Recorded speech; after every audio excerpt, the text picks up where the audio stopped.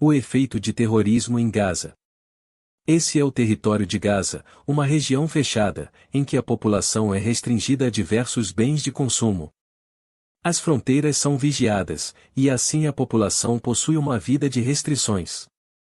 Para minimizar tais problemas, a ONU possui diversos organismos médicos e educativos no território. Certos efeitos de terror podem ocorrer nesse território. Por exemplo, se cortar a água, a luz e alimentos, então a população dessa região terá o sistema chamado de insegurança alimentar, o aumento de doenças por falta de água potável, e a anulação do sistema médico, causando mortes de doentes, idosos e recém-nascidos.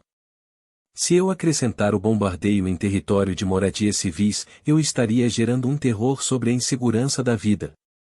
Pois uma pessoa que mora em uma casa, à noite sem luz, não teria alarme de bombardeio, não teria bunker para se esconder, e assim os moradores teriam meramente que aceitar a morte, e esse terror da morte iminente geraria problemas psicológicos terríveis, e a própria falta de significado para a vida. Se acrescentar a precarização da morte, ou seja a falta de um conceito de dignidade na morte, com corpos deixados nas ruas, e sem cuidado, como a falta de sacos ou mecanismos de dignidade ao ser humano, isso tende a fortalecer um sistema de tortura sobre o conceito de humanidade.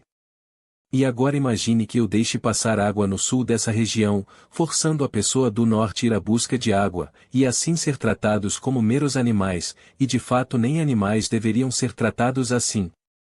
E desse modo inchando a população do sul, a precarização, a criminalidade, e falta de moradia, culmina o terrorismo gerado na mente da população civil. Tais coisas só podem ocorrer, quando um país considera a população de outro país como meros seres não humanos. Essa regra ocorre costumeiramente nos povos. Os brancos europeus escravizavam os negros considerando como uma subraça, ou mesmo idealizando como meros animais.